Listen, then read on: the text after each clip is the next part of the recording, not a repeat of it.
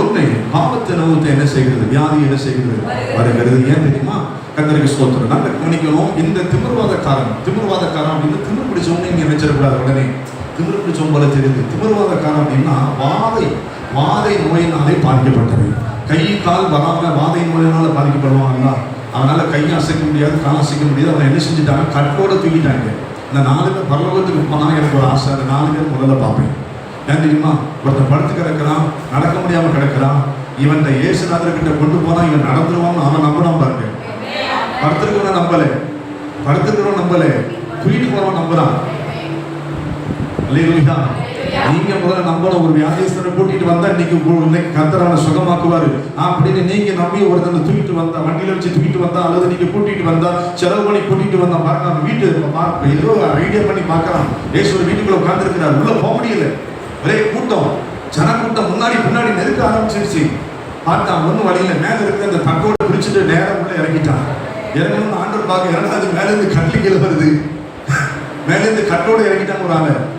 வசனம் சொல்லுது, அவர்களுடைய விசுவாசத்தை கண்டு. யாருடைய விசுவாசத்தை?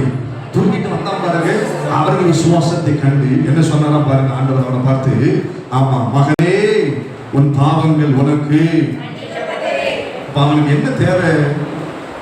அவனுக்கு கட்டில படுத்திருக்கிறவனுக்கு என்ன தேவை? அவன் சுகவீனமா இருக்கான், வியாதியா இருக்கான், வாத நோயினால கட்டப்பட்டு கிடக்கிறான். ஆனால் எந்திரிச்சு நடக்க முடியாது. 4 பேர் சுமந்து கொண்டு வரக்கூடிய நிலைமையில இருக்கிறான். மனசு ஒத்தாசை இல்லாம அவனால எங்கேயும் வர முடியாது, போக முடியாது. அப்படிப்பட்டவன் 4 பேர் தூக்கிட்டு வந்திருக்கிறாரு. நான் ஆண்டவர் என்ன சொல்லியிருக்கணும்னா, மகனே நீ சுகமாகப்பட்டாய். உடனே சொல்லியிருக்கணும், அப்படித்தானே சொல்லியிருக்கணும். ஆனா ஆண்டவர் அப்படி சொல்லாம என்ன சொல்றாருன்னா, ஏன் அப்படி சொல்றாரு அப்படின்னா, அந்த வியாதிக்கான காரணம் எதுதான் அப்படின்னா பாவம். அல்லேலூயா. அதனாலதான் சொல்றாரு, நான் உன் பாவத்தை, மகனே உன் பாவம் உனக்கு மன்னிக்க. இப்படி சொன்ன உடனேயே கட்டில படுத்து கிடந்தவன், பலவீனமா இருக்கிறவன், வியாதியா இருந்தவனுடைய வியாதி உடனே காணாம போயிடுச்சு. கைகளை தட்டி கர்த்தரை ஸ்தோத்திரம் பண்ணுங்க.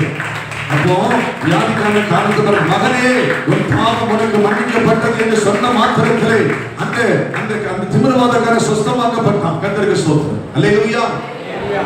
அப்ப நான் என்ன சொல்ல வருகிறேன் அப்படின்னா, இவன் இயேசுவை அறியாதவன். இவன் இயேசுவை பத்தி தெரியாது இவனுக்கு. ஆனா அந்த 4 பேருக்கு இயேசுவை பத்தி தெரிஞ்சு வச்சிருக்கிறாங்க.